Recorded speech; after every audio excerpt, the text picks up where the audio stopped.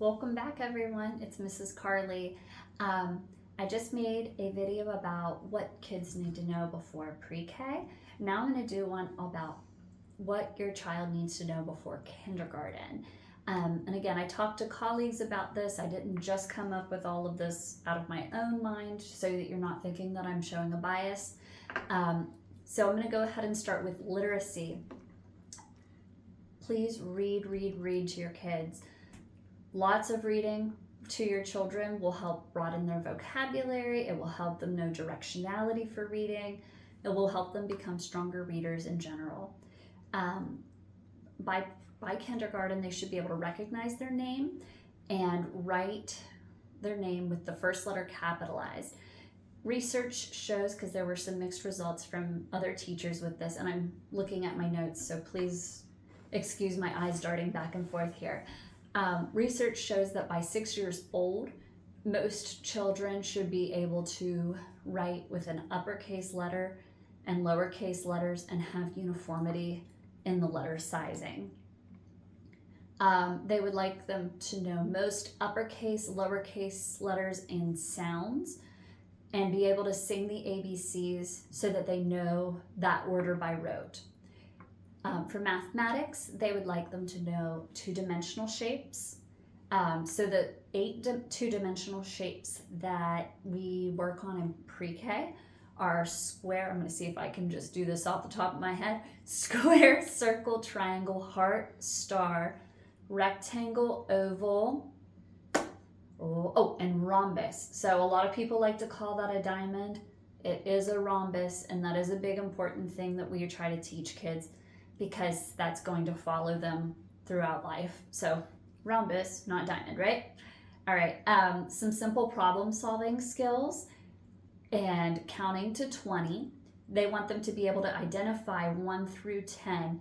So whenever I say count to 20, that teen sequence is the absolute hardest thing for students to get through whenever they are in pre-K. I'm always trying to work on that. They usually get tripped up around number 13. The reason for that is because every other decade of numbers follows a certain pattern. It's 21, it's 33, it's 48, right?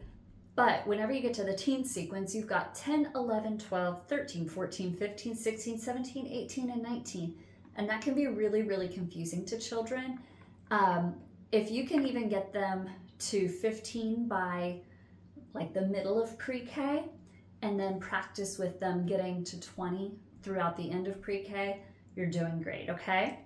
And naming colors. I know I said that in the pre-K video as well. The reason that it is reiterated here is because there are children in kindergarten who are still not naming their colors, okay?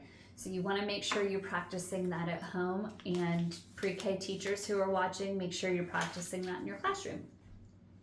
For social emotional skills, sharing and taking turns with others and good manners. Somebody said, let them be kids, and I agree with that so completely. Yes, they need to share and take turns. Yes, they need to have good manners, but remember that they are still little. Let them play. It's okay to let them play. Be okay losing, which is interesting that got shared again. So we talked about that in our games video. If you haven't watched that, go back and watch it. It's really good. And be able to separate from the adult. So I really work on that in pre-K. So by kindergarten, the kids should be able to come into the classroom, no problem.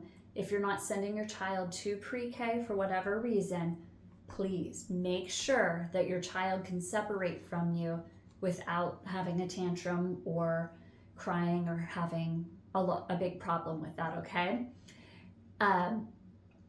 And somebody else added, know that they won't be the only ones with undivided attention, because you can get 23, I think it is, students in a class here in my state, and that's a lot of children for 2 people, okay? So you need to make sure that they understand that they are not going to have that one-on-one undivided attention all the time.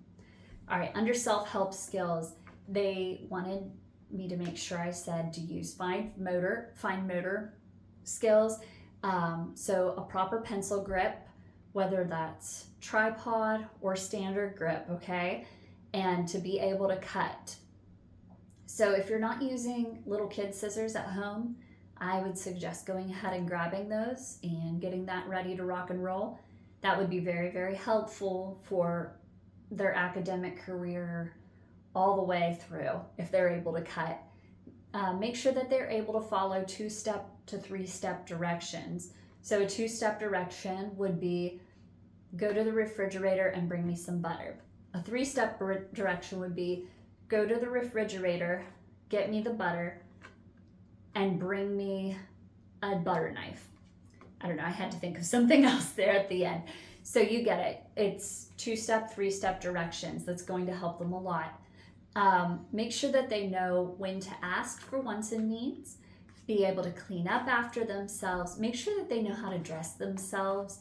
I see that in pre-K too. Students don't know how to work their pants in the bathroom or don't know how to put on their shoes if they fall off. Just make sure they're able to dress. Allow them to struggle to overcome obstacles, which goes back to what I said for the pre-K list. Let them fail into independence every so often. It's not going to hurt them.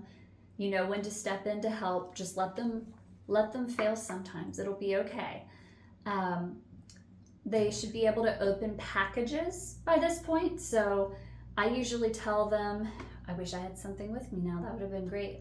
But if it's like a bag of chips, I tell them to pinch the back side and pinch the front side and then pull. And if they don't get it on the first pull, that's okay. Tell them to scoot their fingers up a little bit and try again. They can try a few times before you step in, and that's okay.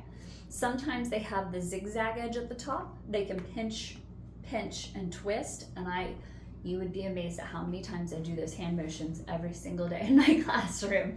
So you want them to be able to open those packages. Make sure that they can open the straws and put them in their own drinks.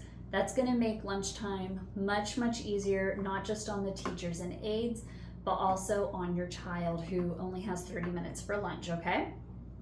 And again, I got another one for toileting. I know I did this with pre-K, but again, I know some people do not send their children to pre-K. Make sure that they are able to toilet independently, that they know how to wipe independently, that they flush and they wash their hands. And I also had a colleague say that for boys, if you could teach them how to use a urinal, that would be really helpful because the boys' bathrooms in the schools usually have those, and that would be really, really helpful to have that. And I think that's it for my kindergarten list. So join me for my first grade list. Thank you.